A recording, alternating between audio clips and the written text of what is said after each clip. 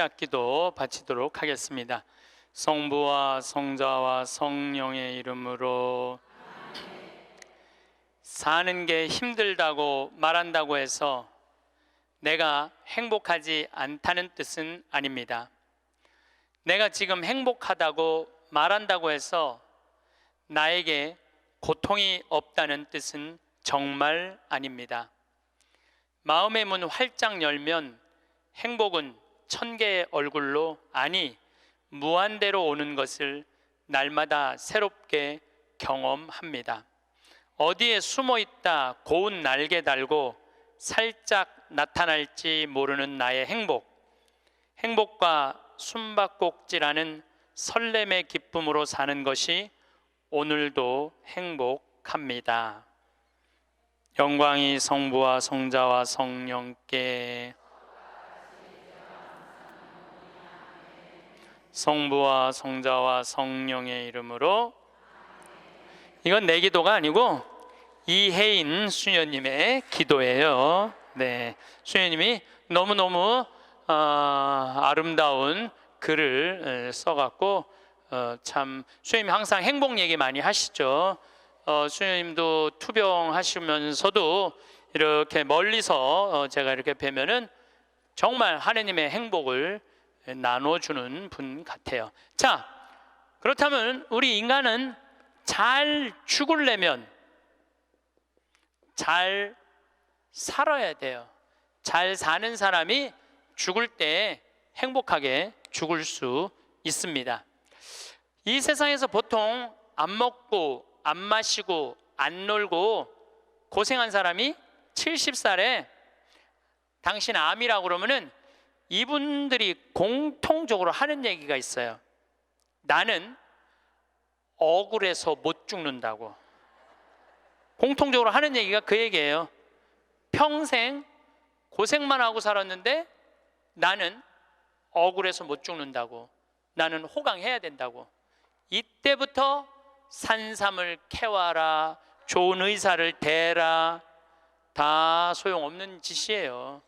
그러니까 암 걸리기 전에, 당신 죽는다는 얘기하기 전에 이 삶을 만끽하고 삶의 기쁨 속에서 사실 필요가 있다는 겁니다. 그럼 우리나라 1살서부터 30살 행복하냐? 30살서부터 60살 행복하냐? 60살서부터 120살 행복하냐 이거예요. 제 얘기는 제가 왜 120살이라고 말씀드리느냐 하면 20년 전에 제가 강의할 때 앞으로 100세 시대 올 겁니다 라고 말씀드렸을 때 많은 할머니들이 이렇게 말했어요. 신부님, 끔찍한 소리 하지 마세요. 무슨 100살을 살아요? 그런데 요즘 텔레비전에 100세 안보장, 100세 연금보장 나와요 안 나와요? 나오죠? 이런 거 나올 줄 꿈에도 몰랐을 거예요. 그럼 앞으로 20년 후에 텔레비전에서 100세 안보장, 100세 연금보장 나올까요? 20년 후에는 120세 안보장, 120세 연금보장 나오게 돼 있어요. 그렇다면 지금 60대신 분들은 앞으로 몇 년을 더 살아야 되느냐면은 60년을 더 살아야 돼요. 60년을. 아까 첫 시간에 제가 이런 말씀 드렸어요. 남편하고 자식들을 위해서 전부 바치지 말라고. 얼마만 바치라고? 반만 바치라고. 반은 누구를 위해서 남겨놔야 돼? 나를 위해서 남겨놔야 돼요. 내가 행복해야지 남편도 행복하고 자식도 행복한 거예요. 내가 불행한데 어떻게 남편하고 자식이 행복할 수 있습니까?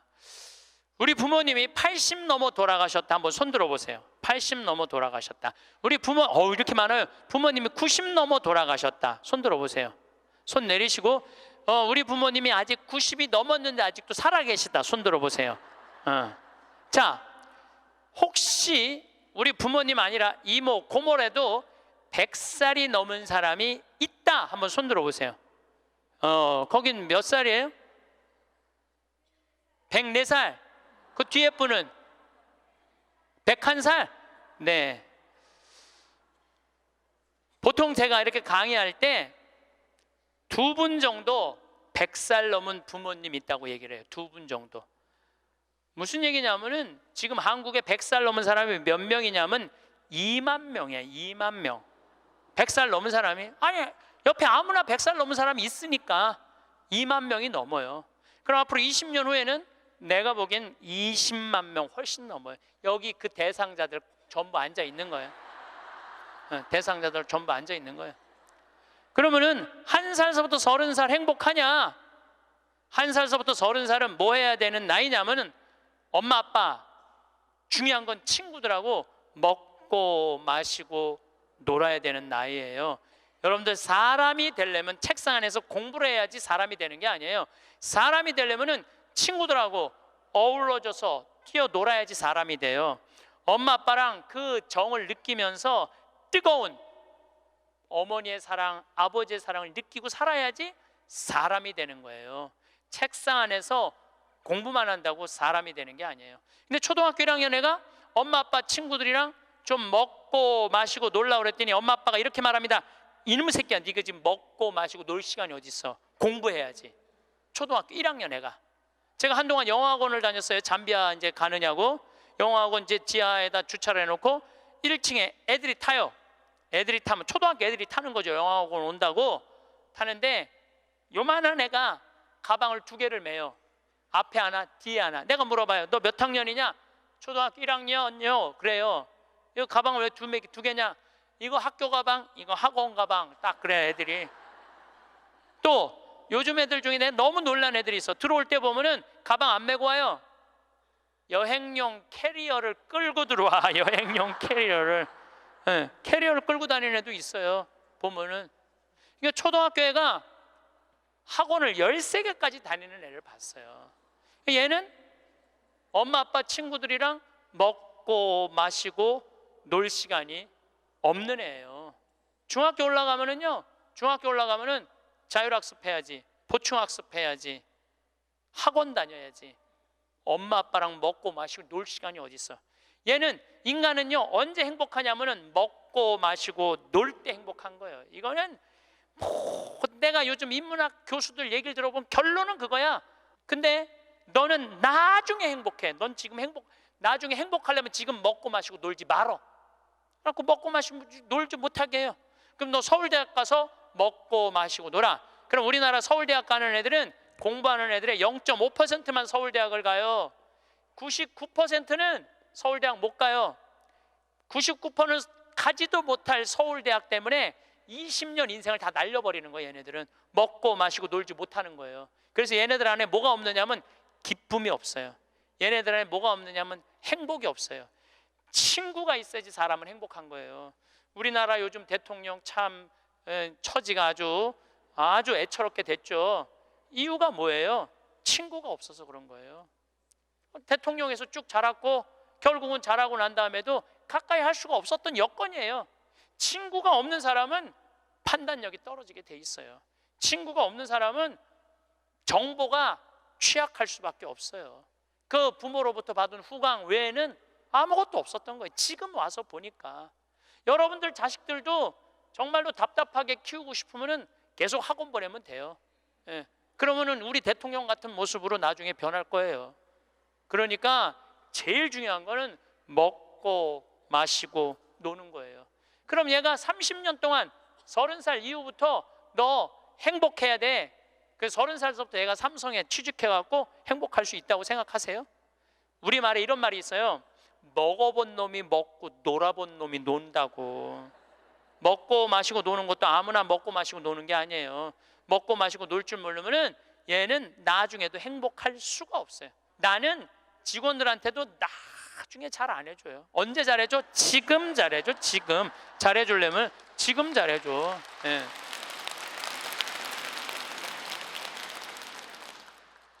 나는 가끔 무슨 공항에 20년 동안 청소하는 아줌마들 140만 원 월급 준다는 게 난 이해가 안 되더라고요. 그건 식구로 생각하는 게 아니에요. 우리 집에 와서 일하면은 내 식구인데 적어도 우리 집에서 일을 하면서 인간의 품위는 유지하고 살아야 될 거 아니에요. 그러니까 대우를 잘해줘요. 그런데 저는 학벌을 참 싫어해. 내가 아주 공개적으로 강의 때 얘기하잖아요. 난 서울대학 싫어한다고. 싫어해요. 저는 내가 서울대학 1년에 한 번씩 특강 꼭 가지만 그래도 싫어해요. 그래도 싫어해요.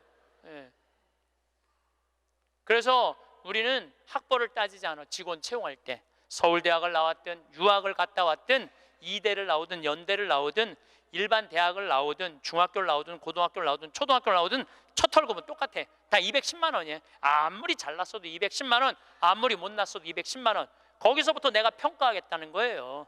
그리고 왜 내가 학벌을 따지지 않느냐 하면은 매주 띄우는데 뭐하러 서울대 졸업장이 필요해? 매주만 잘 띄우면 되지. 그렇지 않아요? 아니 매주가 서울대생만 보면 나 잘 떠야 되겠다 이래요? 나는 행복한 사람이 매주도 잘 띄우더라고. 보니까 이번에 우리 생태마을에서 깻잎을 4.5톤을 땄어요. 깻잎 장아찌 하려고 4.5톤 어마어마하게 땄어요. 그런데 깻잎 따는데 뭐하러 그놈의 2대 졸업장이 필요해? 그냥 그 2대가 뭐라고 그 온 나라를 뒤집어가면서 2대 집어넣어갖고 참 웃기지도. 우리는 깻잎 따는데 2대 졸업자 필요 없어. 뭐만 잘하면 돼? 깻잎만 잘 따면 돼. 깻잎만. 그런데 우리 생태마을에 이렇게 대우가 좋고 나는 나름대로 어제도 제가 새벽에 부모님하고 좀 어디를 좀 갈 일이 있어갖고 새벽 4시에 집을 나오는데 별이 이게 여러분들하고 같이 나누고 싶어. 근데 새벽 4시에 평창에 있어야 돼. 그 시간에 얼마나 영롱하고 아름다운지 참 좋아요. 너무너무 행복한 곳이에요 우리 생태마을. 그런데 우리 생태마을에 누가 남아서 일을 하느냐 가만히 봤더니 이제까지 200명도 더 왔다 가고 이력서도 이렇게 쌓여 있어요. 취직하겠다고. 근데 결국은 어떤 사람이 남아 있느냐면은 부모님하고 친구들하고 어렸을 때 먹고 마시고 논 애들이 남아서 일하더라고요. 간혹 저한테 신부님 우리 애가 우울증이에요. 우리 애가 왕따 당했어요. 우리 애가 컴퓨터 중독이에요. 우리 애가 알코올 중독이에요. 신부님 사람 하나 살리는 셈 치고 우리 애 좀 받아주세요. 내가 또 마음이 약하니까 받아줘요. 받아주면은 3개월 이상을 못 버텨요. 본인이 그런다고 생태마을의 환경이 아무리 좋아도 그렇게 내가 아까 얘기했죠. 먹어본 놈이 먹고 놀아본 놈이 노는 거라고. 어렸을 때 불행하게 자란 애들은요 그 공동체 안에서 직장생활 못해요. 아니 KBS에서도 실험을 했잖아요. IQ 좋은 애, 성적 좋은 애, 생활기록부 좋은 애, 이거 쉽게 말하면 먹고 마시고 노는 애. 초등학교 6학년 때 요 성적표를 가지고 30년 후에 추적을 해봤어요. 누가 행복하게 사나? 그랬더니 IQ 좋은 애도 아니고 성적 좋은 애도 아니고 뭐 좋은 애야? 생활기록부 좋은 애, 먹고 마시고 노는 애들이요 결국은 잘 살더라 이거예요. 결국은. 그러니까 여러분들 자식들한테 너 공부 잘해야지 행복하다는 얘기는 틀린 얘기예요. 이 얘기가 핀란드에서는 이미 결론이 난 거예요. 핀란드는 초등학교 입학 조건이 뭔지 아세요? 잘 노는 애. 잘 노는 애가 입학 조건이에요. 입학 애 이제 학생들 뽑으려고 전부 다 애들이 와 있잖아요. 근데 놀이시설을 딱 놀게 해요. 근데 한 애가 안 놀아. 그럼 부모 불러갖고 뭐라고 그러는 줄 알아요? 얘 유치원에 다시 보내라고. 왜 우리 애가 유치원에 가? 얘는 지금 노는 법을 모른다고. 놀아야지 사람이 되는 거예요. 놀아야지. 근데 우리는 먹고 마시고 노는 일을 아주 우습게 보는 거예요. 우리나라가 독일보다 4개월을 일을 더 해요. 4개월을 일을 더 하고 미국보다 3개월을 더 일을 해요. 1년에. 그런데 우리가 독일보다 잘 살아요? 미국보다 잘 살아요? 그렇게 뼈 빠지게 일을 하는데도 일한다고 돈 버는 게 아니에요. 제가 아주 재미난 일이 있었어요. 신나는 일이죠. 잠비아에 이제 우리 치과 의사들이 이번에도 1,400명 환자를 봤어요. 안과 의사 2분, 치과 의사 9분이 환자를 1,400명을 봤어요. 일주일에. 어마어마하게 환자를 봤죠. 근데 이제 그 의사 4년째 나 따라다니는 의사가 나 가기 전에는 맨날 신부님 나 비행기에서 떨어져서 죽었으면 좋겠어요. 차가 와서 쳐서 죽었으면 좋겠어. 그랬던 의사예요. 근데 잠비아 봉사활동 가면서부터 사는 게 즐거운 거야. 내 걸 나누니까 자기 존재의 의미가 있는 거예요. 근데 이 의사가 참 돈을 많이 버는 의사예요. 그런데 왜 죽고 싶으냐? 건물은 큰 걸 사놓고 그 빚을 해대느냐고. 화장실 가는 게 아까워갖고 물을 안 마셔. 오줌 누는 시간이 아까웠고 진료 시간이. 그러니까 사는 게 즐겁지 않은 거죠. 여러분들 인생에 정말 힘든 게 뭔지 아세요? 확장 이전이에요. 여러분들 괜히 아파트 20평에서 40평 넓혀가는 거, 장사 잘 되는 가게 10평에서 40평 넓혀가는 거 다 고통의 시작이야. 그냥 있는 데서 살아요. 뭐하러 확장 이전을 해. 행복하지 않았던 거야. 근데 잠비아를 떠나면서부터 사는 게 즐겁기 시작한 거예요. 그리고 내가 얘기했어요. 인생은 화장실도 안 가고 진료하는 게 인생이 아니야. 먹고 마시고 노는 게 인생이야. 제발 먹고 마시고 놀아. 그랬더니 그때부터 먹고 마시고 놀기 시작하는 거예요. 일주일에 이틀 과감하게 놀고 1년에 성지순례 10일 나 따라가고 뭐 성지순례 뭐 다른 데 또 가고 뭐 호주 의사들 같이 여행 다니고 1년에 40일을 놀아요. 40일을 무지하게 노는 거예요. 그러니까 그 조카가 이제 군대 갔다 와서 아르바이트 하면서 그렇게 노니까 이모한테 그렇게 물어보더래요. 이모, 이 치과 월급은 나오는 거야? 이렇게 물어보더래요. 그런데 내가 물어봤어요. 그렇게 먹고 마시고 놀면서 진료할 때랑 화장실도 안 가고 진료할 때랑 어느 때 돈을 더 많이 버느냐? 그랬더니 요즘이 훨씬 많이 번대요. 그리고 세무서에서 연락 왔대요. 돈이 너무 많이 벌려갖고 세무조사 나올 테니까 직원들하고 또 어디 놀러 가라고. 그래서 이제 다음 달에 어디 정동진인가 직원들 데리고 놀러 간대요. 여러분들 집에서 청승 떨고 아무것도 안 마시고 지립대 일만 한다고 돈이 벌려지는 게 아니에요. 먹고 마시고 놀 때 돈도 많이 벌리는 거예요. 우리 생태마을 요즘 다 망한다고 그러잖아요. 우리 생태마을은 작년에 매출액이 45억이었는데 올해 50억이야. 50억. 얼마나 뭐 청국장, 가루, 깻잎 많이 팔리는지 몰라요. 하루에 2천만 원씩 팔려. 하루에 2천만 원씩. 요즘 내가 사장인데 내가 사장이 뭐 할 것 같아? 맨날 먹고 마시고 노는 거야. 맨날 먹고 마시고 노는 거야. 직원들 줄 거 다 주고 아끼지 않아요. 줄 거 다 주고. 그리고 이제 하도 이제 우리 신자가 아니라 비신자들이 물건을 많이 사니까 이제 사업자 등록을 해서 세금도 내요. 제가 세금을 내는데 1년에 2억 정도 세금이 나가요. 많이 나가요, 세금이. 그럼 우리 국장이 신부님 세금이 너무 많이 나가는데 현금은 신고하지 않아도 된다는 거예요. 그런 게 어디 있어? 현금도 다 신고해. 현금도 다 한 푼도 빼지 말고 다 야, 내가 신부로 사는데 왜 머리 복잡하게 살아? 그냥 있는 대로 보고하고 다 살아. 내가 세금 2억 내면은 국가가 그거 갖고 어려운 사람 도와주고 나라 돌아가는 거지. 그걸 그냥 이렇게 감추고 저렇게 감추다가 내가 가끔 우리 이제 세금 다 내요. 그래서 세금이 부담스럽더라고요. 다 한 달에 거의 2천만 원씩 세금이 나가니까. 그런데 텔레비전을 보면은 그 세금 떼어먹는다고 탈세한다고 대기업 총수들이 막 마스크 쓰고 막 휠체어 막 타고 막 침대에 누워서 막 들어왔다 나갔다 하는 거 보면서 내가 텔레비 보면서 한마디 해요. 내가 뭐라고 그러냐면 내고 살지. 아유, 내가 이렇게 말해요. 내고 살면 되지. 뭘 그렇게 돈이 많은데 그걸 그냥 돈을 아낀다고 나라 돈 빼먹어가면서 어려운 사람 나눠주는 거 빼먹어가면서 세금 내는 것도 내가 보기엔 자선이에요. 세금 내는 것도 국가가 잘 집행해야 되겠지만은 뭐 K 뭐 미르 이건 악다군이에요. 그 돈 없는 기업들한테 그 돈 뺏어가는 건 그건 악다군이 아니에요. 그 돈 갖고 직원들한테 저기 막 보너스나 주고 여행이나 보내주지. 그럼 대한민국이 밝을 텐데. 요즘 국회가 참 많이 싸우죠. 지치지도 않고 싸워. 내가 보기엔 야 어떻게 뭐 김정은이 지치지도 않고 핵 실험하듯이 우리나라 국회의원들도 지치지도 않고 싸워. 그런데 여소야대가 돼갖고 협치한다고? 그것도 말도 안 되는 소리예요. 우리나라 국회의원들이 안 싸우는 날은 언제 안 싸우느냐면 초등학교 교육제도가 바뀌는 거예요. 초등학교 교육제도가 노는 걸로 바뀌는 거. 여러분들 우리는 자녀들한테 행복을 가르쳐야 돼요. 자녀들한테. 근데 우리는 공부를 가르치고 있어. 애들한테 이 세상에 와갖고 행복한 걸 가르쳐야 되는데 공부를 가르치고 있어요. 이거 좀 생각해봐야 될 문제예요. 나는 자식들한테 행복을 가르쳤나 공부를 가르쳤나 한번 생각해봐요. 뭘 가르쳤어요? 공부 가르치지 않았어요? 행복을 가르쳐야죠. 왜 공부를 가르쳐요? 2006년에 우리나라가 1년에 10만 명씩 조기 유학을 보냈어요. 2006년에 그때 조기 유학 분불었어요. 얘네들이 딱 10년 지났어요. 결론이 나와 있어요. 지금 조기 유학 다 실패했어요. 90%가 다 실패했어요.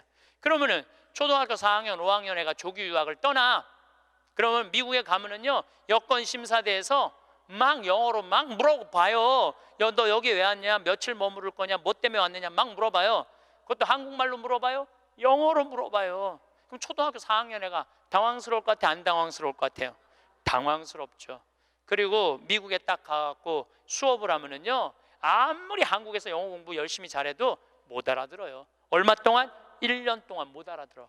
걔가 무슨 죄를 졌다고 1년 동안 말도 못 알아듣는 데서 고생을 해야 돼? 그리고 여러분들 인종차별, 여러분들은 잘 모르지만은 저는 정말로 외국을 많이 다니면서 확실하게 인종차별 느껴요. 신부인 난데도 아주 농담하는 애들 많아요. 너 뭐하러 혼자 사느냐? 막 하느님이 네 뭐 애인이냐? 막 이래가면서 웃기지도 않게 인종차별해요, 걔네들이. 그럼 초등학교 4학년 애가 그 인종차별을 다 겪는 거야. 그러면 한국에서 걔한테 유학 한번 보내려고 그러면 9.11 테러 이후부터 미국은 외국인을 공립학교에 받아들이지 않아요. 다 어디에 들어가야 되냐면 사립학교에 가야 돼. 사립학교는 중학교, 고등학교 1년에 4천만 원, 5천만 원이에요. 등록금이. 1년에요. 1년에 4천만 원, 5천만 원이에요. 3년에 5천만 원이 아니고 기숙사비 3천만 원이에요. 방학이 4번인데 거기 못 있어요. 부모 없으면은 한국에 들어왔다 나갔다 해야 돼. 그러면 얘는 혼자 간 애는 계속 들어왔다 나갔다 해야 돼요. 그럼 비행기 값 1,000만 원이야. 그럼 1억이 나가야 돼요. 유학 보내면은. 그럼 우리나라 대기업 연봉 1억이거든요. 1억이면은요, 아버지는 아무것도 안 쓰고 얘한테 다 보내야 돼. 아버지는 아무것도 안, 아버지도 먹고 마시고 놀아야 되는 사람인데 그걸 못 하는 거예요. 그러니까 그냥 자식하고 마누라 보내면은요, 더 아무것도 못 해. 그러니까 친구들도 하루 이틀 같이 놀아주는 거지. 저녁 같이 술도 못 먹자고 그래요. 내가 기러기 아빠들이랑 술 많이 먹었어 옛날에. 먹어보면 그 얘기를 하면 정말로 가슴이 아파요. 그러면은 하루 이틀 그러다가 이제 혼자 술집에 가는 거야. 혼자 술집에 뭐 장미 뭐 이런 데 가면은 그 아가씨가 아유 사장님 외로워 보여 이렇게 말하면은 내 마음을 알아주는 여자는 이 여자밖에 없구나. 그래서 뭐해? 사랑에 빠지는 거예요. 그걸 남들은 바람 핀다고 그러지. 그래서 바람 피는 거예요. 혼자 외로우니까. 인간은 어쩔 수가 없거든요. 그 시간에 집에 들어가고 아이하고 아내하고 해주는 거 맛있게 먹고 마시고 놀았으면 그 사람 바람 안 폈을 거예요. 대기업의 부장 정도 올라갈 사람이면 열심히 산 사람이니까. 그렇죠? 그러면은 애는 학교 가갖고 언어 안 돼, 인종차별 당해. 엄마는 또 미국 가갖고 애 학교 가면은 심심하잖아요. 거기서 또 놀고 있는 또 멀쩡하게 생긴 남자하고 또 외로우시겠어요 사모님. 그러면 거기서 또 이제 또 바람 피고, 아빠는 한국에서 바람 피고 엄마는 미국 가서 바람 피고, 애는 인종차별 언어에 갖고 정신 우울증에 걸리고, 그런 일이 벌어진다니까요. 한두 집이 아니라니까요. 뭐를 위해서 애를 유학을 보낸 거예요? 뭐를 위해서? 다 집안 풍비박산 만들어 놓고. 그러니까 애한테 공부를 가르치면 안 된다니까요. 행복을 가르쳐야 돼요. 우리가 뭐를 해서 행복한지. 그래서 10년 동안 간 애들 중에 정말로 한국에도 아니고 미국에도 아닌 애들 많아요. 이건 아무것도 아니야. 대학 졸업하고 유학을 가면요, 얘 심지라도 있어요. 대학 졸업해서 유학 가는 애들. 근데 초등학교 중학교 때 가는 애들은 심지도 없는 애들이야. 내가 한국인지 미국인지 구분도 안 되는 애들이야. 그래갖고 적응 안 되면은 중학교에 가면은 유학 온 한국 애들, 말 안 통하는 영어 안 되는 애들끼리 모여요. 모여서 노래방 가고 한국 드라마 보고 술 먹고 담배 피고, 고등학교 올라가면 마약해요. 마약하면 또 걸리면 감옥에 갔다 왔다 하고. 정말로 이 아이의 출세를 위해서, 이 아이의 미래를 위해서 유학을 보냈는데 아버지도 바람피고 엄마도 바람피고 애는 마약하고. 이런 집이 한두 집이 아니라니까요. 너무너무 많은 거예요. 이런 집이. 성공하는 비율은 10%밖에 안 된대요. 10%밖에. 그러니까 90%는 다 망가지는 거야. 그래갖고 이제 한국에 돌아오면은 집안이 완전히 망가진 거야. 애는 집에서 나가지도 않고. 왜냐하면 유학이라는 건 갔다 왔는데 대학을 졸업한 것도 아니고 한국에서 취직되는 것도 아니고, 그러니까 아무것도 못하는 거야. 그래서 나한테 와서 신부님 얘 좀 고쳐달라는 거야. 자기가 10년 동안 망가뜨려 놓고 나한테 1시간 만에 고쳐달라는 거야. 아, 내 안수하면 손에서 아무것도 안 나오는데 뭘로 고쳐 내가. 그런데 이제는 1년에 10만 명씩 가던 게 이제 3만 명밖에 안 가요. 왜? 실패한 게 결론이 났으니까. 나는 그러지 말자는 거예요. 그 1년에 1억씩 유학비 보낼 돈이 있으면 그 돈 갖고 한국에서 엄마 아빠 자식이랑 행복하게 먹고 마시고 놀으라는 거예요. 그럼 이 집은 깨지지도 않고 애는 아주 건강하게 자랄 거예요. 우리가 아주 중요한 거를 놓치고 있는 거예요. 별거 없어. 인생이 뭐 그렇게 복잡해? 그리고 여러분들 출세, 그것도 해봐야. 난 텔레비전 보면서 출세하는 거 한낱도 안 부러워요. 뭐 민정수석 무슨 수석들 지금 그게 사람 사는 거예요? 저런 모습이? 차라리 그 자리에 안 가면은 거짓말도 안 할 거 아니에요. 그 자리에 가면 어쩔 수 없이 거짓말하고. 어떻게 보면 여러분들이 훨씬 행복한 분들이에요. 여러분들은 거짓말 일이 뭐가 있어? 누가 돈을 갖다 줘야지 안 받았다고 그러지. 누가 돈을 갖다 줘야지 안 받았다고 그러지. 참. 자, 그렇다면은 30살에서부터 60살은 행복하냐? 대한민국에. 자, 이 30살에서부터 60살은 저는 인생의 황금기라고 생각해요. 여러분들, 여행은 가슴이 떨릴 때 가야지 다리가 떨릴 때 가면 안 된다니까요. 근데 이때 가야 될 때야. 그런데 자식 공부시킨다고, 자식 출세시킨다고 나는 안 먹고 안 마시고 안 놀아. 30년 동안 그랬어. 그럼 이 사람은 30년 동안 껍데기 인생을 산 거예요. 자기 인생 산 거 아니에요. 자식만을 위해서 살았다고. 나는 자식 하나 잘 되면은 엄마의 기쁨이라고 그러는데 그것도 옛날에 45, 46까지 살 때 얘기예요. 이제 여러분들 120살 살면은요 자식이 90이 돼버려요. 그 자식 출세하는 거 여러분들 행복하고는 아무 상관이 없어요. 70살, 80살 된 자식하고 90살, 100살 된 여러분들하고 아무 상관이 없어요. 어떤 아버지가 딸을 공부를 잘 가르쳐놨어. 서울대학을 졸업해하고 삼성에 취직을 했어. 근데 이 딸이 잘난 척하고 남자 알기를 우습게 알고 시집을 한 거, 혼자 사는 거야. 아버지는 딸이 시집 가갖고 손자도 좀 안겨주고 좋은데 시집 가갖고 자기 호강도 시켜주기를 바랬는데 이게 혼자 사는 거예요. 설날 왔어 딸이. 그래서 아버지가 한마디 해요. 너 뭐가 부족해서 시집 안 가고 혼자 살고 있느냐고. 제발 시집 좀 가라고. 네가 학벌이 부족하냐, 미모가 부족하냐, 뭐가 부족한데 시집을 안 가냐고. 그랬더니 딸이 아버지를 보고 한다는 소리가, 아버지 답답한 소리 하지 말라고. 요즘 시집 가는 게 얼마나 힘든 줄 알아요? 뭐가 힘들어? 넌 부족한 거 없어. 다 갈 수 있어. 그랬더니 아버지 한심한 소리 하지 말라고. 아버지 대통령도 못 간 시집을 내가 어떻게 가? 생각해보니까 대통령도 시집도 못 가고, 시집만 못 가. 요즘은 아주 그냥 처지가 아주 곤궁하게 됐잖아요. 뭐 그래 또 아버지가 질 수가 있어? 그래서 한마디 더 해요. 그래?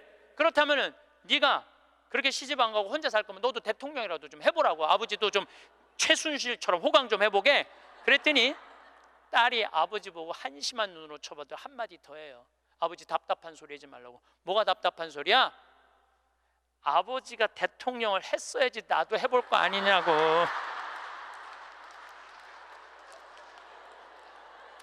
여러분들, 자식을 대통령 만들고 싶으면요 여러분들이 먼저 대통령이 돼야 돼요. 자식을 출세시키고 싶으면 여러분들이 먼저 출세해야 돼요. 자식을 철들게 키우고 싶으면 누가 먼저 철이 들어야 돼? 여러분들이 먼저 철이 들어야 돼. 그런데 여러분들이 30살부터 60살까지 자식 출세만 바란다고 빈 껍데기로 30년을 살았어. 근데 여러분들이 철이 들 것 같아요? 지금 대한민국에 30살부터 60살 철든 사람이 얼마나 있을 것 같아요? 그래서 유학 보내고 자기는 한국에서 바람피고 아내는 미국 가서 바람피고 애는 정신병이 들어요? 철이 안 드는 거예요. 삶의 의미가 뭔지 모르고 살고 있는 거예요. 진정한 삶의 기쁨이, 진정한 삶의 행복이 뭔지 모르고 사는 거예요. 정말로 자식을 행복하게 키우고 싶어? 여러분들이 행복해야 돼요. 여기 이 셰익스피어가 아주 재미난 글을 썼어요. 중년에게 주는 9가지 교훈이라는 글을 썼어요. 한번 이 사람 한 몇 년, 한 400년 전 사람이 쓴 것 같은데 보세요. 첫째, 학생으로 계속 남아 있어라. 배움을 포기하는 순간 우리는 폭삭 늙기 시작한다. 그러니까 여러분들 학생이기를 포기하면 안 된다는 거예요. 끊임없이 배워야 돼. 애만 배우는 게 아니야. 여러분들 배우셔야 돼요. 공부도 하고. 저는 제가 30살에 환경공학을 공부했어요. 얼마나 좋은 공부였는지 몰라요. 내가 다닌 학교는 나는 아주대학 산업대학원을 다녔어요. 그런데 요즘 대학원 조금 돈이 좀 들어가서 그렇지 많아요. 가면은 뭐 내가 빵점도 받고 그랬지만은 그래도 석사학위도 받았어요. 공학 석사학위도. 아주 재밌어요. 그리고 40이 돼갖고 글 쓰는 거 배웠어요. 글 쓰는 거 배워갖고 이 책도 지금 5권인가 책 냈잖아요. 얼마나 좋은지 몰라요. 요즘은 내가 유튜브를 통해서 정말 많이 배우고 있어요. 배우니까 참 재밌어요, 사는 게. 그러니까 여러분들도 배우는 걸 포기하시면 안 돼요. 둘째, 과거를 자랑하지 마라. 옛날 이야기밖에 가진 것이 없을 때 당신은 처량해진다. 삶을 사는 지혜는 지금 가지고 있는 것을 즐기는 것이다. 이거 세익스피어도 똑같이 말했어. 지금 가지고 있는 것을 즐기는 거야. 지금. 그러니까 뭐 나중도 생각하지 말어. 옛날도 생각하지 말어. 지금 오늘을 즐기면 되는 거예요. 있는 돈 갖고 나중에 쓰려고 그냥 쥐고 있지 말고 쓰세요. 내가 쓰라는 건 사치하라는 게 아니에요. 돈도 규모 있고 멋있게 쓸 수 있거든요. 쓰는 법도 나는 배워야 된다고 생각을 해. 세 번째, 젊은 사람과 경쟁하지 마라. 대신 그들의 성장을 인정하고 그들에게 용기를 주고 그들과 함께 즐겨라. 이것도 참 좋은 얘기 같아요. 그래서 나는 우리 여주에 우리 젊은 신부님들 계속 많이 초청하고 있어요. 함께 같이 하자고. 근데 참 젊은 신부들이 같이 있으면 참 좋아요. 저는 우리 생태마을의 부관장 모임을 한 달에 한 번 꼭 해요. 출신 부관장 신부님들, 그 신부들이 싫어할 수도 있지만은 한 달에 한 번 젊은 신부들을 모이면은 내가 모르는 것 너무너무 많이 알려줘요. 그들과 함께 즐길 수 있는 것만 해도 좋은 거죠. 넷째, 부탁받지 않는 충고는 굳이 하려고 마라. 늙은이의 기우와 잔소리로 오해받는다. 이것저것 챙겨나지 말라는 거예요. 우리 어머니가 그런 거 참 잘하는데 챙겨나지 말라는 거예요. 다섯째, 삶의 철학으로 삶을 철학으로 대체하지 말아라. 삶을 살으라는 얘기예요. 로미오가 한 말을 기억하라. 철학이 줄리엣을 만들 수 없다면 그런 철학은 지워버려라. 삶을 현실을 살으라는 얘기예요. 괜히 개똥 철학하지 말고. 여섯째, 아름다움을 발견하고 즐겨라. 약간의 심미적 추구를 게을리하지 말아라. 그러니까 제가 이번 주 이선이 대전 공연이에요. 서울의 공연을 보니까 없더라고. 우리 평창은 대전이나 서울이나 거리가 똑같아. 그래서 이제 대전으로 가는데 점점 나이를 먹으면 먹을수록 공연도 많이 가요. 저는 여기 이 삼성 여기 뭐 스퀘어인가 여기 공연 많이 와요. 예술의 전당도 많이 와요. 많이 와야 1년에 많이 온다고 그래요. 1년에 두세 번이야. 그 두세 번이라도 공연을 즐길 수 있으면 삶이 굉장히 풍요로워지더라고요. 또 일곱째, 늙어가는 것을 불평하지 마라. 가엾어 보인다. 몇 번 들어주다 당신을 피하기 시작할 것이다. 나 늙은 거 자랑하지 말라는 거예요. 그것도 맞는 얘기 같아요. 늙은 거 누가 뭐 알아주기는 해요. 아무도 안 알아주죠. 나이 먹은 거 자랑 아니야, 내가 보기에는. 그리고 나이를 먹으려면 곱게 먹어야 돼. 나이값을 하고면서 늙어가야지. 나이값도 못하고 나이만 디립다 먹으면 그게 뭐가 자랑이에요. 여덟 번째, 젊은 사람에게 세상을 다 넘겨주지 말아라. 이건 뭐냐면 재산 주지 말라는 거예요. 그들에게 다 주는 순간 천덕꾸러기가 될 것이다. 여러분들 아까 제가 말씀드렸죠. 자식하고 남편한테 다 주지 말고 얼마만 주라고? 반만 주세요. 항상 오늘부터 마음도 반만 주세요. 다 주지 말고. 두 딸에게 배신당한 리어 왕처럼 춥고 배고픈 노년을 보내며 두 딸에게 죽게 될 것이다. 이 리어 왕이라는 이 셰익스피어 이 작품을 읽어보면 굉장히 재밌어요. 딸들한테 자기 왕권을 다 넘겨줘요. 왕권 넘겨준 딸 때문에 이 사람 죽어요. 왕이 결국은. 그러니까 여러분들도 자식들한테 다 넘겨주지 마세요. 여러분들의 인생을 사세요. 아직 여러분들 한참 남아있거든요. 아홉 번째, 죽음에 대해 자주 말하지 마라. 죽음보다 확실한 것은 없다. 인류 역사상 어떤 예외도 없었다. 확실히 오는 것을 일부러 맞으러 갈 필요는 없다. 삶을 탐닉해라. 그때까지 삶을 먹고 마시고 즐겨라 이 얘기예요. 먹고 마시고 즐겨라. 우리는 살기 위해 여기에 왔노라. 즐겁게 살라고 여기에 온 거란 얘기예요. 그러니까 이 30부터 60까지 여러분들은 나는 자식을 위해서 아무것도 안 한다, 이런 생각하지 말라는 거예요. 내 삶을 살아가라는 거예요. 그러면 60살서부터 120살은 행복하냐? 60살서부터 120살 나는 자식한테 바라는 거 하나도 없어. 나는 보상 심리가 없어. 이거 다 거짓말이에요. 자식한테 왜 바라는 게 없어요? 얼마나 많이 바라는데요. 자식이 용돈 안 갖다 주고 전화 안 하고 찾아오지 않으면 섭섭하다고 얘기합니다. 여기 있는 분들 다 그렇게 얘기해요. 얘기 안 하는 분들 거의 없다고 보면 돼요. 그런데 여러분들 60살서부터 120살까지 어떻게 자식이 60년 동안 효도를 할 수가 있어요? 그게 가능하다고 얘기 들어, 그런 생각 드세요? 나는 60년 동안 효도 받아 먹을 거야. 60살서부터 120살까지. 이거는 있을 수 없는 얘기예요. 그리고 늙어서 자식이 효도하면 행복하고 자식이 효도하지 않으면 불행하고. 왜? 늙어서 행복을 자식한테 떠넘겨. 그냥 내가 행복하면 안 돼요? 왜 자식한테 그걸 힘든 걸 넘겨요? 그리고 여러분들 자식들 중에 여러분들 집에 태어나고 싶어서 태어난 놈은 한 놈도 없어요. 여러분들이 좋아서 난 거지. 그러니까 뭘로 끝내야 되냐면 키운 걸로 끝내야 돼. 그런데 보상 심리가 있어요. 내 자식이 의사야. 그러면 내 주머니에 돈이 1,000만 원 있어도 이 할머니 절대 너 돈으로 가서 안 사 먹어. 뭐라고 그러냐면 왜 내가 내 돈 주고 사 먹어? 잘난 의사 있는데 나는 의사 아들이 와서 사줄 때까지 나는 기다릴 거야. 기다려. 1년이고 2년이고 기다려. 의사 아들이 와서 사줄 때까지. 근데 여러분들 자식이 무슨 무당이야? 막 수술하다가 엄마가 오늘 갈비 먹고 싶어 하네. 내가 가서 갈비 사줘야지. 전화해요. 엄마, 내가 막 수술하다가 생각이 나는데 엄마 오늘 갈비 먹고 싶었지? 내가 오늘 가서 사줄게 라고 전하는 자식은 대한민국에 단 한 명도 없습니다. 지금 70, 80 된 나 갈비 먹고 싶은 거 누구만 알아? 나만 알아요. 여러분들 이걸 아셔야 돼요. 여러분들은 자식 생각밖에 없지만 자식은 여러분들 생각 없어요. 그건 확실합니다.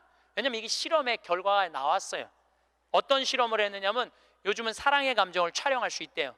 그래갖고 할머니들한테 젊은 자식들 사진을 보여주고 뇌파 촬영을 해보니까 막 그냥 뇌파가 난리도 아니라는 거예요. 자식 사랑의 감정, 잘된 자식은 좋아갖고 막 난리고 못된 자식은 그게 안타까워갖고 막 난리가 아니라는 거예요. 그러니까 여러분들은 지금 자식 보면은 뇌가 막 진동을 해, 사랑의 감정이. 그런데 자식한테 늙은 엄마 사진을 보여주고 뇌파 촬영을 해보니까 아무 반응이 안 일어나는데, 내가 이거 KBS에서 봐서, KBS에서 의사들이 실험하는 거를. 그러니까 여러분들은 자식 생각하는 거하고 자식이 여러분들 생각하는 거하고는 이건 차원이 달라요. 차원이 정말 생각 없어요. 저도 어머니 아버지 86, 84살이에요 그런데 내가 막 신부됐을 때 어머니 60이었을 때 어머니가 그랬어. 늙으면 죽어야 된다고. 그때 이제 효도할 때가 됐는데 죽으면 안 되지. 그래갖고 어머니 아버지 모시고 파리, 로마, 이스라엘, 베이징, 뭐 우리나라 금강산, 백두산, 우리나라 좋다는 데 온천 다 모시고 다녔어요. 왜 모시고 다녔느냐 하면 죽는다니까. 빨리 보여줘야 될 거 아니야, 죽기 전에 5년 동안. 근데 요즘은 어머니가 늙으면 죽어야 돼 그 소리 하면 막 화가 나요. 왜 화가 나냐면 그 얘기한 지 24년이 지났어. 24년 죽을 기미가 안 보여요. 요즘 어떻게 잘 드셔서 그런지 완전히 얼굴이 새색시 같아. 새색시. 얼마나 이쁜지 몰라. 그러니 죽겠어요? 안 죽어요. 그럼 24년을 내가 효도를 할 것 같아요? 5년 하고 끝났어요. 나도 5년 하고. 요즘은 나 강의 막 다니다 보면 한 달 동안 한 번도 생각 안 할 때 있어요. 한 번도. 근데 어머니는 아침에 일어나고 제일 먼저 나 위해서 묵주기도 20단 한대요. 하루 종일 아들 생각하는 거지. 집에 가보면 온통 내 사진이야. 그냥 온통 내 사진. 그런데 놀라운 건 우리 사제관은 어머니 아버지 사진 하나도 없어요. 하나도. 그런데 나만 그렇겠어요? 여러분들 자식들 먹고 살기 바쁜데 생각 안 해요. 그러니까 이제 내 인생의 주인공은 누구라고 생각하면 돼? 나라고 생각하면 돼. 그러니까 내가 지금 갈비 먹고 싶은 거 누구만 알아? 나만 알아. 그럼 누가 사줘야 돼? 내가 사줘야 돼. 누구 돈으로? 내 돈으로. 무슨 돈으로? 집 잡혀서 사줘야 돼요. 집 잡혀서. 그런데 우리나라 노인이 지금 700만 명이에요. 65세 이상이. 그러면은 부부가 산다고 하면 350만 세대죠. 350만 세대 중에 집 잡혀서 주택연금으로 사는 세대는 3만 5천 세대 지금. 그럼 100명 중에 1명만 연금으로 사는 거예요. 자, 나 65세 넘었다. 한번 손 들어봐. 65세 넘었다. 왜 손 안 들어? 여기 지금 다 내 눈에 보이는데 이렇게 많어. 자, 손 내리세요. 자, 이 중에 나 정말로 집 잡혀서 연금으로 생활하고 있다면 손 들어보세요. 지금 한 분, 두 분, 그러니까 제 말이 세 분, 네 분, 제 말이 맞아요. 지금 여기 한 1000여 분 있는데 거의 100명 중에 1명만 집을. 그런데 이 집 잡혀서 사는 분과 집 안 잡혀서 자식한테 물려주겠다는 분하고 삶의 질은 또 달라요. 집 잡혀서 한 달에 150만 원에서 200만 원을 받아 사는 사람들은요, 근심 걱정 하나도 없대요. 마음이 그렇게 편안하대요. 그런데 자식들 용돈 받고 집 물려줄 생각으로 용돈 받고 사는 분들은 어떤 달은 자식이 10만 원도 갖다 주고 20만 원도 갖다 주고. 우리나라 평균 용돈이 10만 원이에요. 평균 부모님한테. 그럼 20만 원도 갖다 주고 30만 원도 갖다 줘. 근데 어떤 달은 100만 원도 갖다 줘. 100만 원도 갖다 주면 이 할머니가 그 돈을 못 써요. 왜 못 쓰는 줄 아세요? 다음 달에 얼마를 갖다 줄 줄 알고 이거 홀딱 닦았어. 그냥 계속 불안하게 사는 거야. 계속. 그럼 늘 불만 속에서 사는 거야. 내 인생의 주인공은 난데 남한테 계속 기대고 사는 거예요. 그러시지 마세요. 내 강의를 듣고 정말로 당신 스스로 갈비를 사 먹으러 간 할머니들이 나한테 편지 많이 해요. 또 찾아도 많이 와요. 신부님 말대로 내 돈으로 사 먹어보니까 인생이 바뀌더래요. 어떻게 바뀌느냐면 더 이상 자식 기다리지 않게 되더래요. 그리고 더 이상 원망하지 않게 되더래요. 더 이상 섭섭한 거 없더래요. 그냥 내 돈 갖고 내가 사 먹으면 되지. 대신 너는 나한테 재산 끝이야. 이렇게 딱 정리가 되고 나니까 너무 편안하더래요. 그리고 남은 인생은 내가 책임질 수 있겠다라는 자신감이 생기더래요. 그래서 너무 감사하다고. 너무너무 감사하다고. 아니, 그 할머니 중에 내 강의에 딱 맞는 할머니 한 분 오셨어. 여기 여의도에 사는 분인데 개신교 다니는 분이야. 순복음교회 다닌대요. 빌딩이 3개가 있대. 우리 집에 왔는데 뭐 하여튼 에쿠스 뭐 900인가 뭐 리무진인가를 타고 왔는데 어마어마하게 좋은 차를 타고 왔어요. 에쿠스가 아니라 제너시스. 기사를 대갖고 왔어. 근데 그러는 거예요. 신부님, 내가 40에 혼자 돼갖고 아들 셋을 키웠다는 거. 신부님 말대로 의사, 교수, 사장이라는 거예요. 근데 2년 전까지는 내가 너희들 그렇게 키웠는데 왜 나 한번 안 찾아오느냐, 맨날 원망했대요. 근데 어느 날 갑자기 내가 그러더래요. 늙어서 갈비 먹고 싶으면 지 돈으로 사 먹으라고. 왜 자식을 기다리느냐고. 근데 자기 돈으로 사 먹어보니까 더 이상 안 기다려지더래요. 섭섭한 거 없더래요. 그리고 사는 게 너무너무 즐겁더래. 내 자식하고의 이런 관계를 끊고 내 삶을 살다가 보니까 걸리는 게 하나도 없대. 그러니까 여러분들도 그렇게 사셔야 돼요. 언제까지 자식하고 엉겨서 그걸 살 수 있다고 생각하세요? 그냥 내 인생의 주인공은 나야. 내가 알아서 살아야 돼. 그래서 여러분들의 인생을 꼭 사시기를 바랍니다. 성부와 성자와 성령의 이름으로 아멘. 행복합니다. 마지막 돌아갈 곳이 어딘지 분명히 알고 있는 사람. 돌아갈 곳이 어딘지 알아 그 길을 닦으며 사는 사람. 먼 여정에도 가지고 갈 것이라고는 남에게 베푼 것뿐인 사람. 가지고 갈 것이 하나도 없이 살아온 흔적조차 남기지 않는 사람. 살아서는 조롱과 부끄러움에 비틀거리지 않는 날이 하루도 없었나니. 영광이 성부와 성자와 성령께, 성부와 성자와 성령의 이름으로 아멘. 감사합니다.